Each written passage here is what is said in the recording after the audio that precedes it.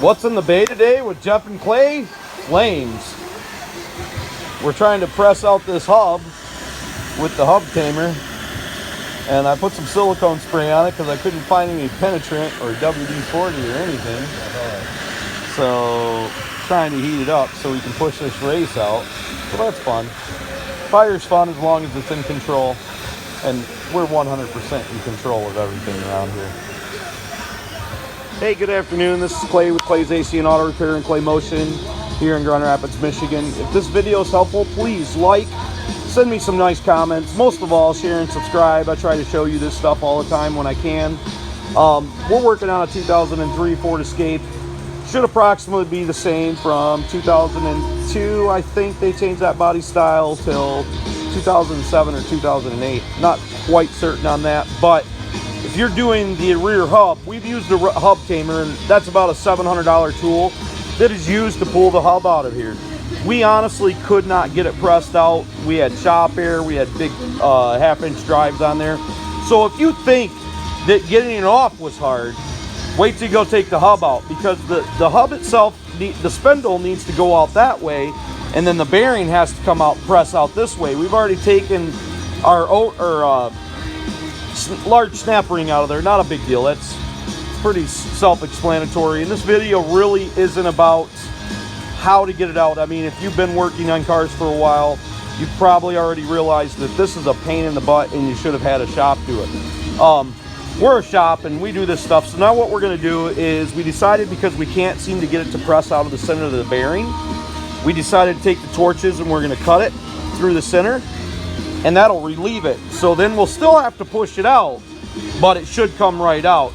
And at the very least, we'll end up taking out the center of this bearing, which we're not worried about, because once we get the center out, then we'll be able to press the rest of the bearing out. Our new wheel bearing came with a complete hub assembly, so we're all good there. Once we get this out, it'll be easy cheesy to press the new one in, and I'll show you us pressing it in and how we go about getting it out. So once we had the hub itself cut out, it made all the bearings fell out, so it made all of that fall out, and then we ended up having to make a little slice. But I'd have to say, Jeff did pretty good, man. Didn't really hurt that. It's a round circle, so now all we got to do is put some emery cloth on it and shove her back inside the hole. So now we got it out of there, the bearing race itself, and yeah, he zapped into there a little bit, but you got to remember, this is a humongous piece of metal, and we can clean that up and press the new bearing inside there, and it should go in there as smooth as glass, and then press the hub on. So we took a wire wheel and cleaned it off quite a bit. You're obviously going to have some divots in there, but like I said before, you got so much surface area and the bearing sits in there. Really, the bearing rides on the bearing race, so we're not too worried about it because it doesn't spin inside this socket. What? I'm hungry.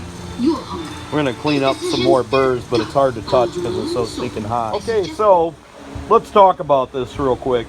Now, if your shop wants to charge you $300 or $400 to do this, this is a good reason why. This is pretty labor intensive, and it takes a lot of different thought processes. You know, this should have pressed out with our tool that we have, but it didn't. But when you go to push this bearing in, when you're pushing the bearing in there, it's not that big a deal. You just want to make sure that you have something that covers this outside edge and you're not pushing on the inside, because you'll push it apart. Now, when you go to push the spindle in, it's the exact opposite. You want to be able to hold this part so you don't push the bearing apart with itself.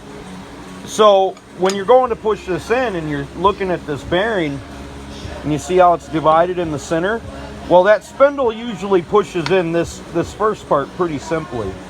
But when it goes into the second part, it wants to push out. So you have to use a backer to do this, and we want to make sure that it is exactly the right size, because once it's down inside that hole, it's going to have to be the identical size of this.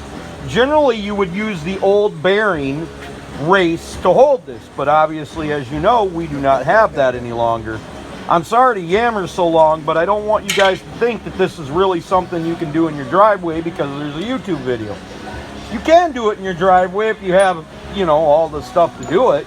You have some torches and a press in your garage. I mean, a lot of guys have that stuff in their garage. So it's very possible to do it the way I did it. But we actually have a backer that fits it perfectly. So we're going to use that, and we're going to push it in. Now, it's very important that this goes in square and straight. You know, you don't, it might align itself a little bit, you know, like a 1/16 of an inch or something, but just make sure you're pushing square and straight, and then press it in. You see how we got it set up. So we believe we got it pressed down all the way. We want to make sure we're able to put our snap ring back in, even though these bearings ain't just gonna fall out. Yeah. So we've got exposure on our ring, so we're able to put that in, and we cleaned out that channel prior to putting that on there and pushing that in. Now we got to push the spindle in. Yay. Let's see if it'll go in. Yeah.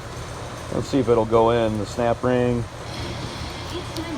Probably really didn't need to video this, seeing as how I didn't video us taking it out, which is probably not helpful. But I figure if you can get it off. No, grab and punch. Bam. Got him. Don't forget to put your dust shield on before you put on your spindle, or you're going to have problems. Even though I don't think we should put the dust shield on because it's our personal vehicle.